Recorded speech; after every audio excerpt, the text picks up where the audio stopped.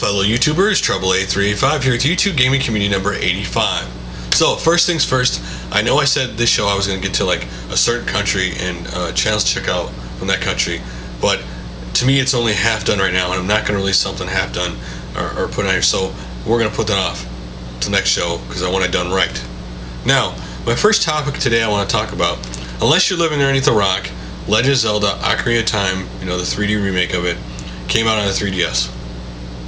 It's been kind of funny to watch people's reactions to the game coming out. On one hand, you have the people who say, it's just an up-res version of the original. What's the big deal? And you could probably throw HD collections in here too now, because there are going to be a lot of them coming in the near future.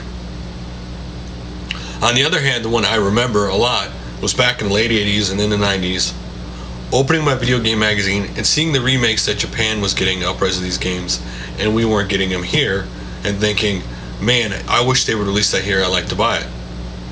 Now, Ocarina of Time, to me, has not that much importance outside the fact it's Legend of Zelda, because I never played it when it came out.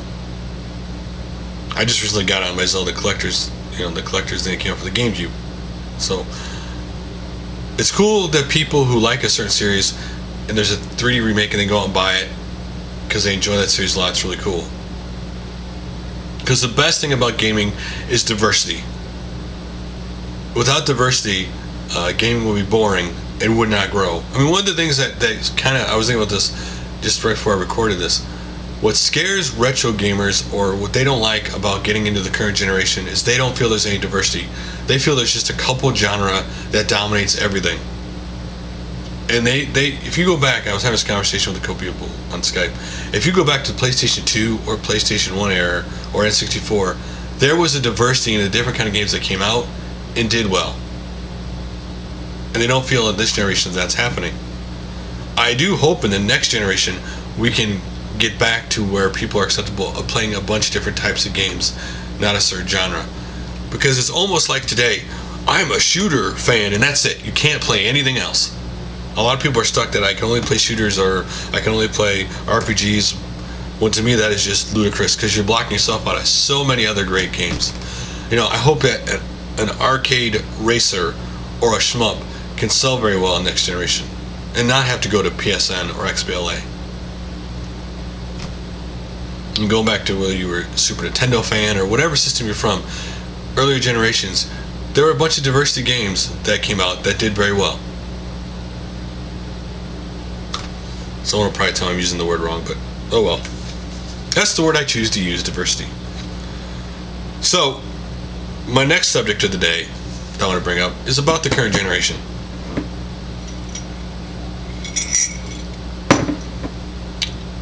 Now, it doesn't matter whether you have a DS, DSi, PSP, PS3, Xbox 360, or the Wii. When you think of the systems, whatever current generation systems you own, each of those systems, what is the one game you think of that comes to your mind the minute you think of it? For example, I'll just go through mine. On my DS, the first game that comes up, New Super Mario Brothers. That was the game that got me into this current generation.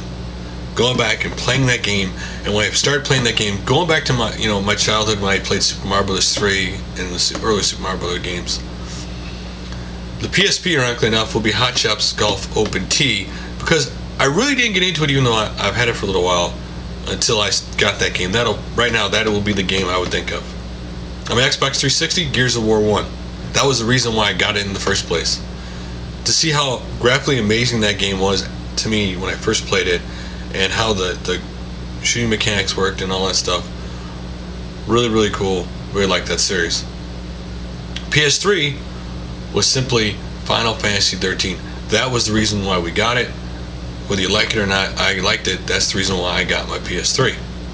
And for my Wii, simply Wii Sports and Wii Baseball. I spent the first 6 months after we got that system every day just playing that baseball game, because to me it was just so cool having the Wii remote, pretending like you're swinging. That was just awesome to me. That is what I would have thought of on my Wii. And those are my games. So, write your response below, leave a video response, and I will read those and shout those out next video. Now, I got a message from The Miz about tips for the community about effective PMing. And here we go. I have some tips for the community on effective PMing. I am a pretty good PMer and have some tips, especially good tips if you are going to PMing a bigger channel and want them to notice the message or read it. Lots of these guys are very busy and have dozens or hundreds of messages per day. Number 1, include the message in the subject as much as possible. Messages with subject of hey or hi are not acceptable. If you want them to read it, a better example in the subject line would be your recent Mario video, my thoughts, or you are wrong, the Wii U looks awesome. Notice how basically the message is in the title fully and in the message body. That's where you can write to your heart's content and get into more detail. Number 2, don't feel bad if the big channel does not reply directly. Big channels such as mine or others get way too many messages to respond to all, but if you see rule number 1, that is okay, because if the subject of the message contains the message itself in one quick line, then you know 100% that they at least read it, because they must read it even to delete it. Genius. And number 3, never send a message that reads something like, I like your videos a lot, you are cool, hey, sub to me. These are usually spam and will be ignored even if you aren't spamming. Now I will say something that I have done with messages to me to my channel, and sometimes I get some for this channel and the other channel. If the video is not gaming related, I will automatically delete the shared message, because I don't know if it's because I made more videos, I don't know if it's because what my videos might link to now or what it is, but more and more non-gaming channels for some reason feel the need to PM me with sharing their video that I really don't care to watch, and I won't watch. But this channel to me is just about gaming or whatever I find interesting. So now let's get to a lot of the comments, and I had a lot of interesting comments from YouTube Game Community 84 about when I talked about, the person, kind of losing their motivation, losing steam about their channel and getting frustrated about getting noticed and, making a video, lashing out their subscribers. And the first comment I had is from Retro Basement. Nice video, and I know who you're talking about. People need to learn that on YouTube, you just don't get subs and views. It's a long process. You need to market yourself. Now listen, there's so many different levels to ways you can market yourself. The number 1 best way in marketing yourself to people is simply your channel page itself. Put in the description exactly what your channel is about when you write about yourself on the side. Put what your channel is about, what it is you're passionate about. That's going to be on your channel. The title of your channel should simply be, now you could put whatever you like, but if you really want people, that title should be able to tell people exactly what your channel is all about. Just like your layout should be exactly in that layout of your channel, whatever pictures you put. Not only should it be what you like, but in that layout I should know something about you and your layout. Because the number 1 thing that keeps people drawn to your channel is having some kind of feel like they know you. That personally, you're like a friend. If anything in your stuff does not let them know you and feel a connection to you, they're going to leave your channel. It's really as simple as that. A lot of people stick with a lot of people's channels is because they feel a connection with them. They know the guy, whoever they may be. They watch their videos, they know him, they know what type of person they are, and they stick with that person because they like what they do. If they don't feel connection to you, they're gone. Now, the next one is by Full Movie Jacket. This is the times we live in. It started with AIM, or AOL Instant Messenger, with who can get the most screen names. MySpace, with how many friends you can get. Facebook, with how many friends and how many likes you post can get. And YouTube, with subs, viewers, partnership, and that thumbs up if you agree. Crap. People have made it out as if it's some sort of game, which when it's not, no one's winning, It's sad to see some people feel neglected because of it. If you believe your videos are good, people will eventually come. Give it time. Light Slay, or Light SLEI, a little habit of mine regarding series: record all of one series, a season, whatever you want to call it, before putting up the first one. If you have it all recorded already, you don't lose anything by simply uploading it. As for the vacation, it depends on what my vacation is intended for. Next up, mp4podcast.com. Shoutouts do not always work. If someone reviews NES games and you review Sega Genesis games, it may not help because both channels have different fans. And this is what can happen. There are negatives to getting shoutouts from channels that have nothing to do with the content you release. One, they have no effect on your channel. You don't gain a subscriber, you don't get any views. Or the possible negative could be of a shout out from somebody whose audience is totally different than yours, is they could watch your video and they could leave a nasty comment or they could thumbs it down. Most people, like certain things and they don't like if the audiences don't match, it could have more of a negative impact. That's why sometimes you say, wow, this guy got a shout from this person. How come he didn't gain more subscribers? Well, it's because their audience just, with what he was doing, simply didn't match. And the people who shout out on people aren't always at fault. Sometimes they want to help somebody, and they just don't know their audience isn't interested in that guy. I mean, like, his example would be NES and Sega Genesis games. Well, those time periods might mesh very well. You don't know. You don't know, so... Next up is Henry Blazer 20. Good thoughts. I've been in that state before. I don't ask bigger YouTubers to shout me out. I make good content, market myself well, and ride the momentum. I do my best to interact within the community and help them out. Just make entertaining content and everything will fall into place. I started out with just my personal friends as subs and built on that. And at the end of the day, just have fun. And a video I forgot to shout out was Henry Blazer did one not that long ago. Congratulations to him because he's been on YouTube for 5 years. Next up is the Mega Man Cave. It pisses me off when people get frustrated like that. I've never been plugged by a big channel before and it doesn't bother me whatsoever.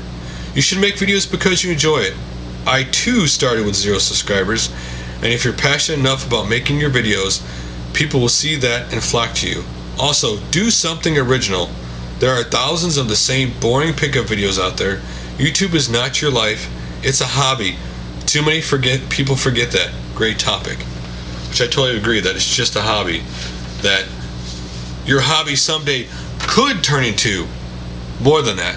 But for now, it's just a hobby. Actually, if it's not just a hobby and you turn it more to a hobby in your mind, sometimes you may ruin what makes what you're doing so great. Because sometimes just love the hobby and the spontaneous things you do. Sometimes what give your channel that charm. And when you're methodical about it and plan it all out, sometimes you lose everything that people liked your channel for. Pick Up Play 5 said, I think the problem with YouTube is that people see guys like Pete Dorr and think that if they do the same things, they'll become just as popular overnight. But they fail to see that guys like that have a lot of time and dedication in their channels and have been around for some time. Our group has 5 contributors and around 35 subs.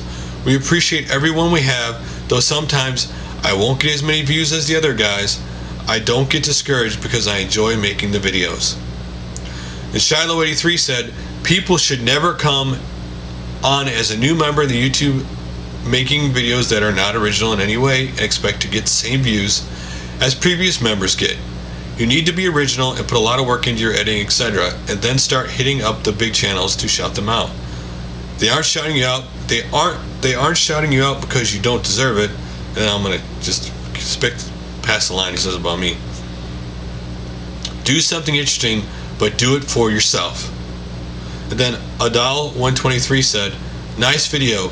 This is some good advice to YouTubers. I think that channel views and subs aren't really important.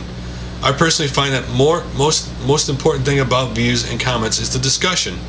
I like subbing to people who sub to me because they have gaming videos to watch and vice versa. And I like discussion and gaming. If I spent all this time making videos about video games to try to get money, I'd get a part-time job at GameStop or something. Haha, that's what he put at the very end. Anyway, second to lastly, excuse me, Alex Randomness 658 said, I totally understand what you're talking about. Being me with 24 subscribers, I hear from so many of my friends that I'm doing terrible. I never cared that I'm doing bad. I love what I do, and I will keep doing what I do. This video just picked me up even more. Thanks for that nice comment. And then last but least, the completionist. I think it's important to understand it is not give yourself false expectations with your channel. And the number one person you should please is yourself and not your audience. Too many people get too wrapped up in how many people watch their content. My how to complete videos are some of the lowest viewed videos, but they don't stop me from making them. Some people tell me I should give it up, but I consider my how to complete videos to be my pride and joy. I don't care about the views. So thank everybody for their great comments. Now, here we go with a bunch of videos. And to let you know, every person's video I shout out today, that person will not be shouted out in the next video. Time to challenge myself, time to go out there and find new people. Because, you know I've gotten a couple of comments from a couple people, which is entirely true, that sometimes in the show it seems like it's the same people week after week. So it's time to bring some new people in the mix for people to watch. So the first one is by Messyvideogamenerd, E.T. Atari 2600 review, the 8-Bit Eric Show 500 sub special. And this video kind of represents what is kind of so great about YouTube in a way. He does have some editing, but yet E.T. is simply him in a white sheet with a paper bag over his face, pretending to be E.T. in the video. And that's what makes YouTube great, being creative with whatever around you without you don't always have to have a big budget. Anyway, so he reviewed the game. If you've never seen the game or you want to see the gameplay and about the game, then check out the review. Next up is Nerox, Driving with Amy Bros intro music, and then Yukazami, I know I'm going to say it wrong, he's going to kill me. But anyway, it's a cool video with the music if you've ever watched the Amy Bros channel. His intro music he plays every episode for the late night shift, and it's cool that he plays the music while he's driving around, and then at the end he has like the way he blends it in, it almost kind of makes it look like a dream sequence or a memory sequence of showing some clips from Amy Bros channel.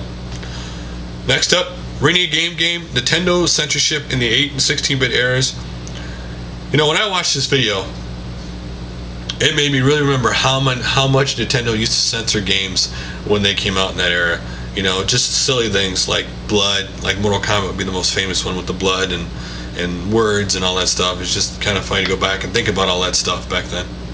And then DeviousTelevision, Atari Video Game System X, Atari 2600 Games Review, Rare Prototype, Atari 5200, 1982. In 1982, Atari originally showed at the CES show their prototype, which was supposed to be the Atari 5200, which was supposed to play not only the new games, but the Atari 2600 games. It's kind of cool to go back and listen to the history about that, what they eventually made the Atari 5200, and what the Atari Video Game X looks like. Games Trading 1, Game Room Tour update. He updates it, the new layout of his game room, and he goes through all the systems he has.